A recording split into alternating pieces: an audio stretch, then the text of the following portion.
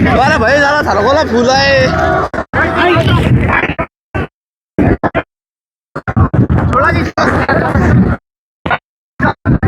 जो भी किधर किधर भी मत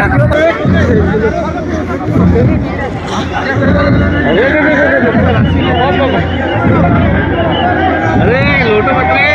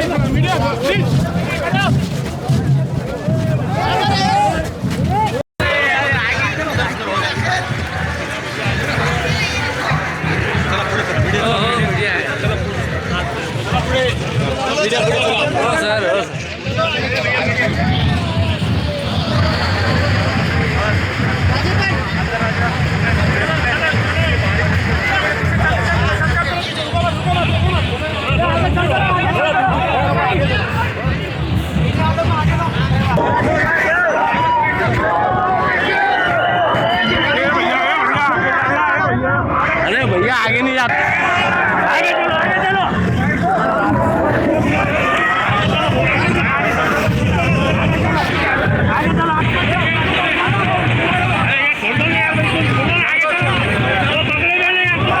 राह के ऊपर जा रहा हूँ, अगर उसी राह के ऊपर गुंडे आकर हथियार समेत अगर आकर है तो इस तरीके का अटैक करेंगे तो कहीं ना कहीं है तो इनको पुलिस को सोचना चाहिए इस बारे में।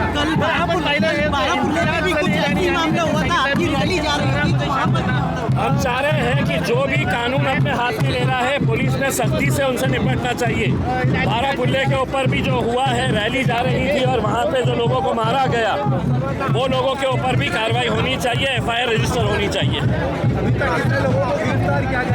देखिए कल रात तक मुझे बताया गया था कि 7 लोग गिरफ्तार हुए हैं करके, लेकिन मुख्य आरोपी जितने भी हैं वो पूरे के पूरे आरोपी फरार बताए जा रहे हैं।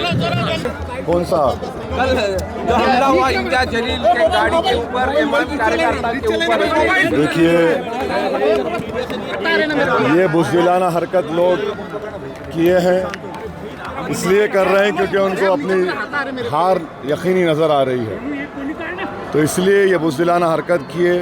और इंशाअल्लाह ताला उस वार्ड की जनता और औरंगाबाद की जनता इसका जवाब ना ज़बान से देगी ना हाथ से देगी, बल्कि बटन को पतंग के निशान पर दबाकर उनको भी शिकस्त देगी। और उनके पीछे जो ताकतें उनकी सरपरस्ती कर रही हैं उनको मुंह तोड़ जवाब मिलेगा, हारेंगे इंशाल्लाह। क्या लगता है आपको महाराष्ट्र में कितनी सीटें आपकी आएंगी?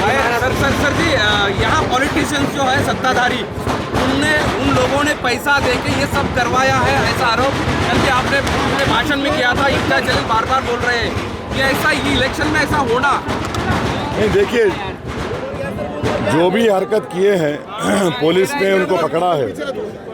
हम तो एडमिनिस्ट्रेशन से ये बोले हैं कि इनके पीछे जो लोग हैं उनको भी बेनकाब करिए, मगर हमारे कदम पीछे हटने वाले नहीं हैं।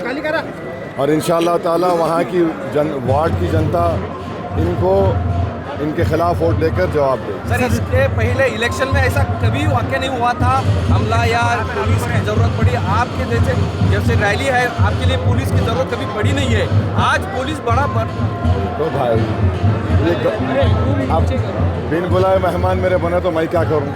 अच्छा, मेरे को ज़रूरत नहीं, हटा लो, हम तो बोल रहे हैं हम जाएंगे, इसका ऐसे कोई ज़रूरत नहीं। सर GDP बढ़ी है 7.4% हाँ। इस साल 7. GDP बढ़ी है। पर कैपिटा इनकम कितना है? पर कैपिटा इनकम देख लीजिए कितना कम है। अफ्रीकन कंट्रीज सब सारन उससे भी बार जगह पे कम है। पर कैपिटा इनकम नहीं बढ़ रहा है ना, अनएम्प्लॉयमेंट कम नहीं हो रहा है, महंगाई बराबर ज़्यादा है। पेट्रोल का रेट क्या औरंगाबाद में बोलो? कितना? 110 रुपये। क्यों है 110 रुपये? 110 रुपये क्यों है भाई? जब इतना बढ़ रहा है तो यही पेट्रोल तो कम होना चाहिए। जो 2 व्हीलर चलाता है गरीब, 3 व्हीलर चलाते ऑटो, इनको तो नुकसान हो रहा है ना। सर अभी ये इलेक्शन में महाराष्ट्र में, पूरे महाराष्ट्र में एमआईएम की क्या ताकत रहेगी? एमआईएम कैसा दिखेगा? अच्छा रहेगा। हमको यकीन है कि पहले से ज़्यादा हमारे कॉरपोरेटर्स जीतेंगे, कामयाब होंगे। 2-3 सत्ताधारी अपने अपने विरोध में है, अजीत पवार, फडणवीस, शिंदे सब, मगर मुद्दा जो है वो महाराष्ट्र के हित के बारे में नहीं है, ऐसा बोला जाता है। कि आपकी राय क्या है? देखिए, औरंगाबाद में हम 2024-25 का बजट है 4,333 करोड़ म्यूनसिपल कॉरपोरेशन का। यहाँ पे जो कचरा फेंकते गड्ढे में वही फेंक रहे, रोड नहीं है, पीने का पानी का इंतज़ाम नहीं है, स्कूल्स बराबर नहीं है।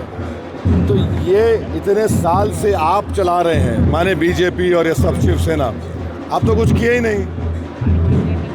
असल जो मुद्दा है, चाहे यहाँ का हो, औरंगाबाद का हो, शोलापुर का हो, मालेगांव का हो, धुलिया का हो, नांदेड़ का हो, परभनी का हो, नगर का हो, ये सब वहाँ पर तो सिविक एम्यूनिटीज़ है ही नहीं। तो फिर अगर काम होता तो मुख्यमंत्री तक क्यों फिर रहे गली गली? इसलिए फिर रहे के काम नहीं किए। मुद्दा लोकल सेल्फ गवर्नेंस का होना चाहिए, वो नहीं रखकर दूसरों पे बात कर रहे हैं। मुंबई सबको चाहिए, मुंबई सबको चाहिए। आपने तो मुंबई से ही अपने प्रचार की शुरुआत की थी। अभी राज उद्धव एक साथ आए, राज ठाकरे उद्धव ठाकरे एक साथ आए, मुंबई में फर्क पड़ेगा क्या? अभी उनका कहना है कि देवेंद्र फडणवीस से नागपुर के, उनको कुछ पता नहीं है, और आपने मुंबई से अपनी ये इलेक्शन की प्रचार मुहिम शुरू कर दी। किसकी मुंबई?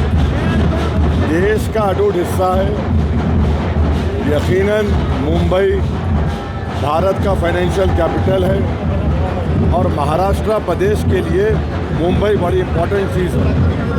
बस चलेंगे। 2020 में जो दिल्ली में दंगा हुआ था उसमें के कुछ आरोपियों को छोड़ा गया है, कल बोल दिया मैं। चलो।